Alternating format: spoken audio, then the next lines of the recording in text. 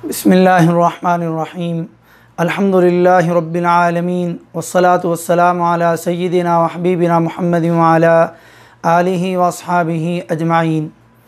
माह शाबान की 15वीं रात को कुछ वाइज़ीन और सूफ़ी हज़रात बहुत अहमियत देते हैं और उसकी फ़जीलत में बहुत सी मनगढ़ंत और झूठी रवायतें और बातें बयान करते हैं।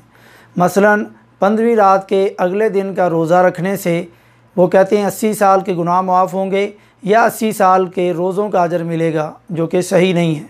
दूसरी वो बात बयान करते हैं कि अल्लाह के अर्श के नीचे दरख्त है, उसमें इतने पत्ते झड़ जाते हैं जिन्होंने मरना होता है और उतने पत्ते उग आते हैं जिन्होंने पैदा होना होता है। कहते हैं कि इस रात एक मिनट ऐसा आता है जिसमें ज़मीन का सारा पानी समंदरों का, नहरों का दूध बन जाता है। उस वक़्त जो भी दुआ मांगी जाएगी वो कबूल होगी। ये गलत बात है। और कहते हैं इस रात फ़ैसला होगा किसको कितना रिज़्क़ मिलेगा और ज़िंदगी और मौत और ख़ुशी और गमी कितनी मिलेगी वगैरह वगैरह, जो कि सही नहीं है। इस रात की झूठी और मनगढ़ंत बातें सुन कर के एक आम मुसलमान जागना चाहता है, इस रात की इबादत करना चाहता है ताकि उसका फ़ैसला अच्छा हो जाए, जबकि कुरान वाज़े तौर पर बताता है और हमारी रहनुमाई करता है। लेकिन हमने कुरान को रहनुमाई के लिए थोड़ी रखा है। हमने तो कुरान को तर्जमे से, तफसीर से समझकर पढ़ने के लिए थोड़ा अपने घर में ला के रखा है। नहीं, हमने तो कुरान खानियों के लिए, मुर्दों को बख्शने के लिए, जबकि अब ख़ुद ज़िंदा है लेकिन ख़ुद समझ कर के पढ़ने के लिए तैयार नहीं है, लेकिन मरने के बाद इसी को मुर्दों को बख्शने के लिए जायज़ समझता है। कुरान को चूमने चाटने के लिए और बहू जब घर में आए उसके सर पर वारने के लिए और तावीज़ बनाने और घर में सबसे ऊंचा गुलाफ़ों में बंद करके रखने के लिए रखा हुआ है, रहनुमाई लेने के लिए थोड़ी रखा है।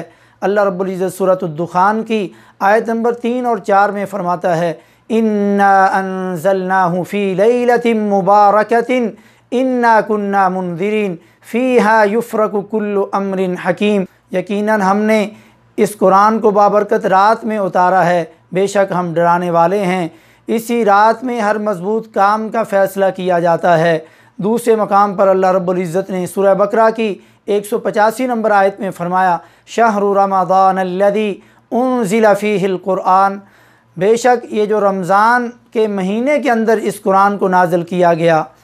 तीसरे मकाम पर अल्लाह रब्बुल इज़्ज़त ने फ़रमाया, इन्ना अंज़लनाहु फ़ी लैलतिल क़द्र वमा अदराका मा लैलतुल क़द्र लैलतुल क़द्रि ख़ैरुम मिन अल्फ़ि शहर तनज़्ज़लुल मलाइकतु वर्रूहु फ़ीहा बिइज़्नि रब्बिहिम मिन कुल्लि अम्र।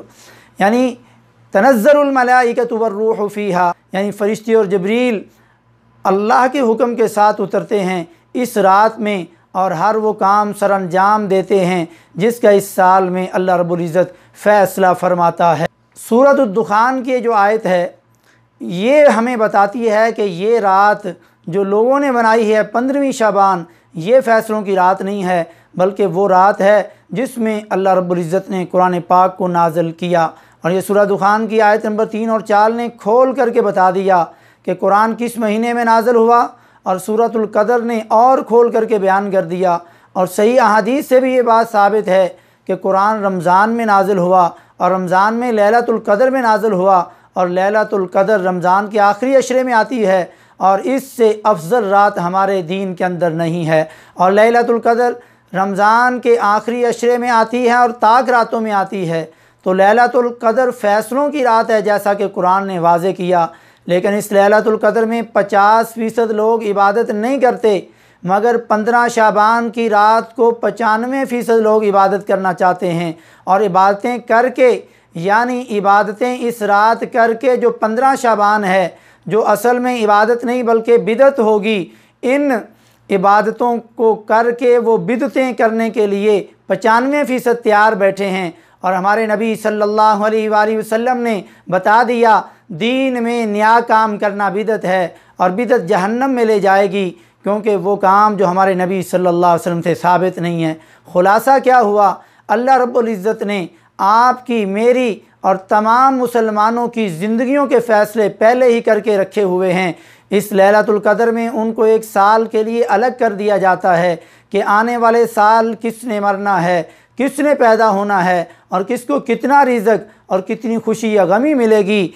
और जिनके फ़ैसले लोहे महफूज से उतार करके फ़रिश्तों के सुपुर्द कर दिए जाते हैं। तो ये लैलतुल क़द्र रात है। ये 15 शाबान को नहीं होते, ये शब बारात को नहीं होते, बल्कि लैलतुल क़द्र को होते हैं जो रमज़ान में आती है। अल्लाह रब्बुल इज़्ज़त हमें हक़ समझने की तौफ़ीक नसीब फ़रमाए। वमा तौफ़ीक़ी इल्ला बिल्लाह।